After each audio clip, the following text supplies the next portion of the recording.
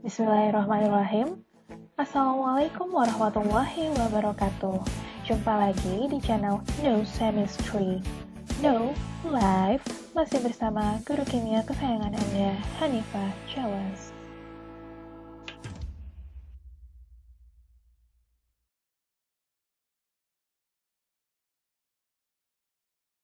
Hai, karena video sebelumnya kepanjangan, jadi kita masuk ke video part 2 untuk contoh soal elektrolisis. Langsung saja kita ke contoh soal yang pertama, elektrolisis larutan AgClO3 dengan katoda Fe dan anoda Ni. Nah, untuk di video part 1 itu yang Ibu gunakan semua elektrodanya adalah elektroda inert ya, biar kalian nggak bingung dulu, jadi belajar yang elektroda inert dulu. Untuk yang video part 2, di sini akan dibahas jika elektrodanya tidak inert dan juga contoh soal lainnya. Oke. Jadi, yang pertama elektrolisis larutan AgClO3 ya. Katodanya diketahui, anodanya diketahui. Sama cara pertama kita tuliskan dulu reaksi ionisasinya dari apapun yang diketahui ya. Sini kita punya AgClO3 ya. AgClO3 itu jika kita ionisasi maka akan menjadi Ag+ dan juga ClO3-. Gitu ya. Biar kalian nggak bingung, nggak panik, Ibu tuliskan di sini kation. Yang ini anionnya. Oke, kita lanjutkan. Apa sih reaksi yang terjadi di katoda dan anodanya? Sama di katoda terjadi reaksi reduksi ya. Pahami bahwa kalau misalnya di katoda, yang pertama kita cek adalah apakah dia larutan atau lelehan, gitu kan? Balik lagi ke sini. Kalau misalnya kalian belum bisa, cek aja nggak apa-apa gitu. Nanti kalau misalnya udah bisa, insya Allah terbiasa. Di katoda yang pertama kali kita cek adalah apakah dia larutan atau lelehan ya. Di sini larutan gitu kan, maka kita ke langkah berikutnya. Kita lihat apakah dia logam aktif atau bukan kationnya. Kationnya itu adalah Ag+. Ag+ ini merupakan logam tidak aktif gitu ya, bukan logam aktif, maka langsung saja yang tereduksi adalah kationnya, maka kita tuliskan yang tereduksi itu si Ag itu akan menjadi unsurnya pada keadaan standar yaitu Ag. Dalam keadaan standar bentuknya solid. Tinggal kita samakan muatannya, berarti di sini kita tambahkan elektron. Begitu. Bisa ya. Artinya di katoda yang tereduksi adalah ion Ag+ menghasilkan logam Ag. Di anodanya gimana? Di anoda itu akan terjadi reaksi oksidasi ya. Kalau di anoda yang pertama kali kita harus cek itu adalah apa yang menjadi elektrodanya. Nah, di sini di soal diketahui nih anodanya yaitu si Ni. Berarti artinya Ni ini kan bukan termasuk logam inert ya, bukan elektroda inert. Elektroda inert kan 3 saja, Pt, CaU, putri, cening, ayu, platina, karbon, aurum, emas. Berarti si anoda ini, si Ni bukan logam inert gitu. Maka di sini kita masuk ke langkah yang ini. Kalau misalnya dia bukan logam inert, berarti yang teroksidasi adalah logam ini. Si logam yang menjadi anoda ini, yaitu si Ni. Maka Ni akan mengalami reaksi oksidasi. Ni, karena dia logam, tentu saja solid, itu akan mengalami reaksi oksidasi menjadi ionnya. Ni itu ionnya adalah Ni2+. Maka di sini menjadi ionnya berarti aqueous ya, sorry. Itu akan ditambahkan 2 elektron. Gitu. Biar sama kanan kiri guys. Dengan 0, 2+ berarti 2-. Gitu ya. Paham ya? Oke, gitu. Jadi beda dengan di part 1 itu kan dia inert semua ya. Jadi kita lihat anionnya kalau dia inert. Kalau di sini dia logamnya yang menjadi anoda tidak inert. Karena tidak inert berarti si logam ini yang akan menjadi yang teroksidasi gitu, menjadi ionnya. Sama. Oke, setelahnya bisa kita tuliskan persamaan reaksi total ya, persamaan reaksi total dengan tentunya, maaf ya garisnya nggak pernah lurus cantik. Kembali ke jalan yang lurus. Oke, kita setarakan jumlah elektronnya ya, berarti di sini yang atas harus kita kalikan 2 ya, karena jumlah elektronnya mau jadi 2, langsung saja Ibu tuliskan di sini, ini 2, ini 2, ini 2. Yang sama tinggal kita sederhanakan. Oke, kita tuliskan persamaan reaksi totalnya nih. Berarti kita punya apa saja sih di persamaan reaksi total? Kita punya ada 2 Ag+, ya. Dan juga si Ni, logam Ni tadi, itu akan menjadi 2 Ag ditambah Ni2+. Begitu. Jadi itulah reaksi elektrolisis dari larutan AgClO3 dengan katoda Fe dan anoda Ni. Oke, kita lanjutkan ke contoh soal kedua ya. Elektrolisis larutan CoCl2 dengan katoda Fe dan anoda Pt. Sama, pertama kita tuliskan dulu reaksinya. Reaksi ionisasi ya, karena dia larutan berarti aqueous, itu akan menjadi CO. CO itu 2+, ditambah Cl-, 2 Cl-. Gitu ya. Sama, yang ini kation, ini anion. Nah, langsung saja di katoda terjadi reaksi reduksi ya, katoda terjadi reaksi reduksi. Yang tereduksi itu apa? Kita lihat larutan atau lelehan. Pertama dia karena larutan, maka kita lihat kationnya. Kationnya ini logam aktif atau bukan? Kationnya ternyata bukan logam aktif ya. Kationnya bukan logam aktif, yaitu si CO. Nah, di sini plus itu akan mengalami reaksi reduksi, berarti langsung Ibu tambahkan 2 elektron, akan menjadi unsurnya pada keadaan standar, yaitu kobalt solid gitu. Itu ya. Selanjutnya anion reaksi oksidasi. Di sini yang pertama kita lihat adalah anodanya apa? Anodanya adalah PT. PT platina berarti inert ya. Anoda inert. Lalu kita langkah kedua, anionnya apa? Sisa asam oksi bukan. Anionnya Cl-, maka dia bukan sisa asam oksi. Maka kita tuliskan langsung berarti si anion yang akan teroksidasi. Maka Cl- itu akan teroksidasi menjadi unsurnya pada keadaan standar, yaitu Cl2. Ini Cl- itu aqueous, Cl2 itu gas. Kita setarakan berarti di sini 2 ya, karena ini harus sama kanan kiri, berarti di sini 2 elektron. Nah, selanjutnya tinggal kita tuliskan persamaan reaksi total nih, karena jumlah elektronnya sudah sama, tidak perlu kita setarakan, berarti langsung saja kita coret ya. Kita tuliskan artinya CO2+ ya, ditambah 2 Cl- itu akan menghasilkan CO ditambah Cl2. Begitu. Artinya, reaksi elektrolisis larutan CoCl2 dengan katoda Fe, anoda Pt itu akan menghasilkan kobalt ya, padatan kobalt, logam kobalt pada katoda, dan juga gas klorin pada anodanya gitu. Ibu rasa cukup 2 soal untuk contoh soal elektrolisis dengan katoda non-inertnya ya.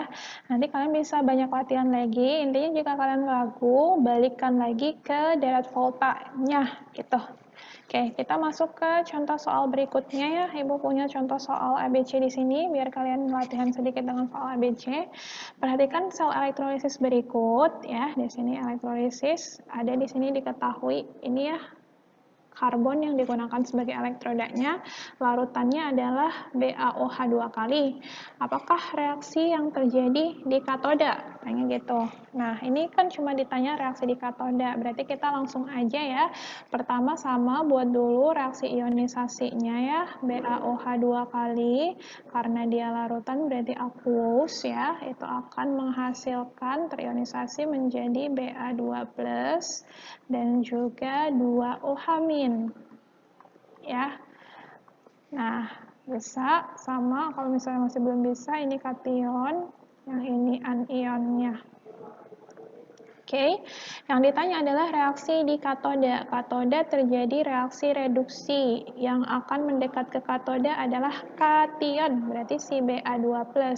Maka balik lagi, kita pastikan kalau dia di katoda reaksinya, yang pertama kita cek adalah apakah dia larutan atau lelehan. Nah, di sini yang digunakan kan larutan. Maka kita ke langkah kedua, cek apakah dia logam aktif atau bukan si kation ini. Nah, karena kita lihat kationnya adalah Ba2+, ini merupakan logam golongan 2A ya, maka kationnya berasal dari logam aktif. Oleh sebab itu, langsung saja berarti yang terjadi adalah reaksi reduksi air. Dicari deh reaksi reduksi air nih dari pilihan jawabannya. Artinya jawaban yang benar adalah B. Gitu. Reaksi reduksi air ya, kalau dituliskan seperti itu. Nah, ini kalau misalnya ditanya reaksi di anodanya gimana sih? Ya, sama aja ya. Ini belum pernah ada contoh soalnya, berarti kita bisa langsung bahas aja ya. Di sini anodanya berarti anion nih ke anoda. Anionnya adalah OH-, gitu kan? Maka yang pertama kita cek kalau misalnya anoda yaitu elektrodanya apa? Inert tidak gitu. Karena di sini yang digunakan elektroda karbonnya berarti dia inert. Kalau inert berarti kita pastikan yang kedua, dia sisa asam oksi atau bukan sisa asam oksi. OH- itu kan jelas-jelas bukan sisa asam oksi ya. Karena OH- basa dong, bukan sisa asam dong, ya kan? Oleh sebab itu, maka yang teroksidasi ya si ion OH-nya itu. OH- ini akan teroksidasi menjadi H2O dan juga O2 gitu. Reaksi oksidasinya. Nah, dari sini tinggal kita setarakan aja nih. Di sini berarti kali 4 ya. Biar mau sama cepet. Berarti di sini kali 2. Gitu kan? Udah sama kan? Artinya di sini 4O, di sini 2, 4. H-nya 4, H-nya 4 sudah sama, berarti tinggal kita setarakan jumlah dari elektronnya nih. Ini gue deketin aja karena nanti nggak bisa ya. Berarti karena di sebelah kiri itu muatannya -4 ya, berarti di sebelah kanan kita tambahkan 4 elektron. Gitu. Jadi itu reaksi oksidasinya untuk OH-, reaksi oksidasi OH- itu menghasilkan 2H2O ditambah O2. Nah, kalau misalnya mau dibuat reaksi totalnya, bisa juga ya reaksi total. Artinya ini karena di sini 4 elektron, di sini masih 2, yang di bagian atas itu kita kalikan 2. Ini kalau misalnya mau buat reaksi total ya guys ya, Ibu sekalian buat aja. Di sini 2, di sini 4 ya. Maka ini kalau dituliskan reaksi totalnya, udahlah nggak bakal bisa lurus. Total ya, itu kita coret yang sama dulu nih. Ini 4OH-, di sini 4OH-, di sini 4H2O, di sini H2O-nya ada 2 ya, kanan kiri kan. Berarti di sini habis, di sini bersisa lagi 2H2O gitu.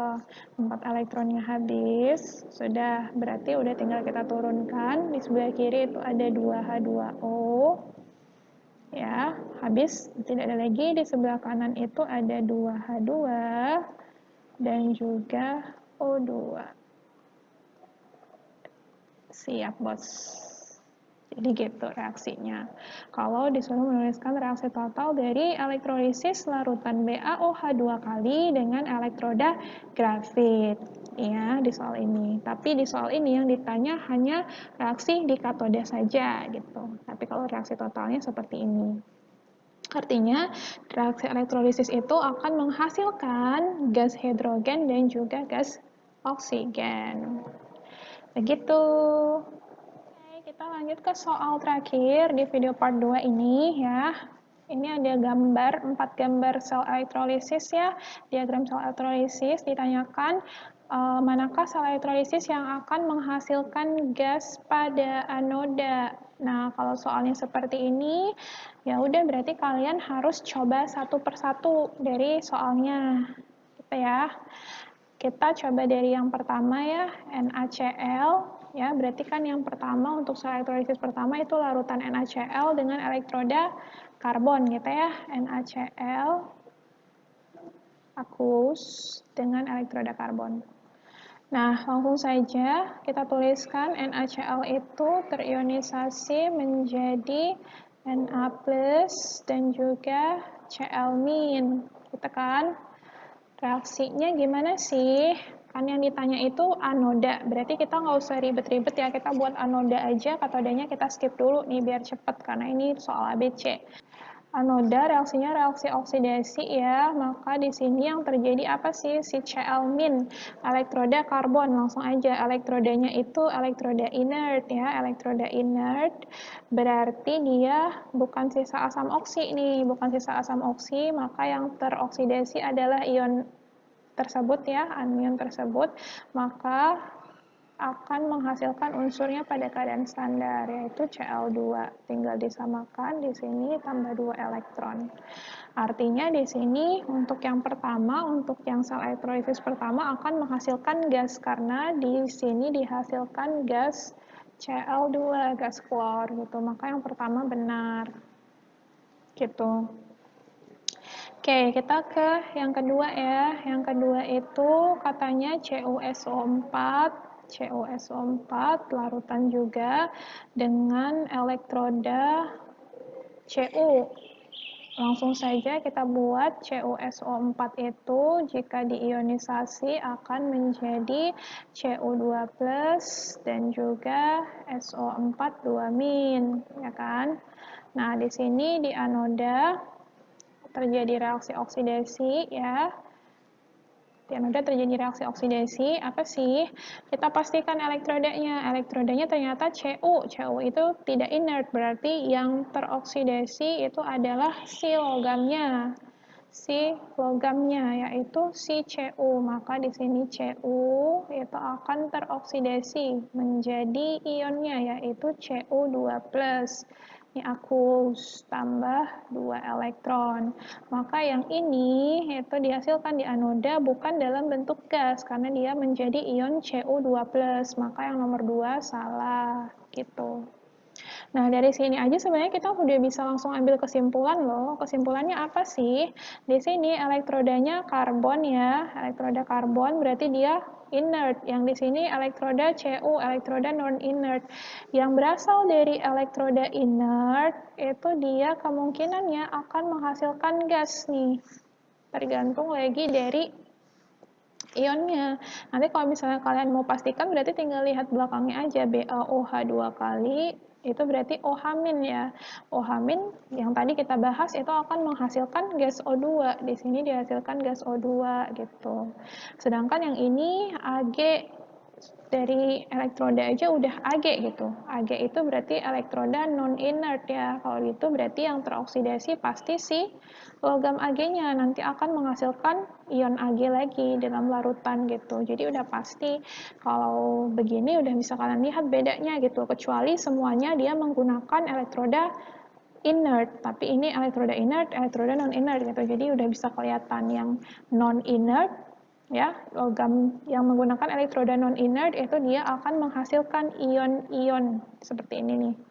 Akan menghasilkan ion-ionnya yang tentu saja bukan bentuk gas gitu. Maka di sini jawabannya pasti 1 dan 3. Gitu. Kalau misalnya kalian mau buktikan sambil latihan, gimana sih reaksi elektrolisis untuk yang sel nomor 3 dan nomor 4 bisa kalian buat lagi sendiri ya. Oke, itu saja untuk video part 2.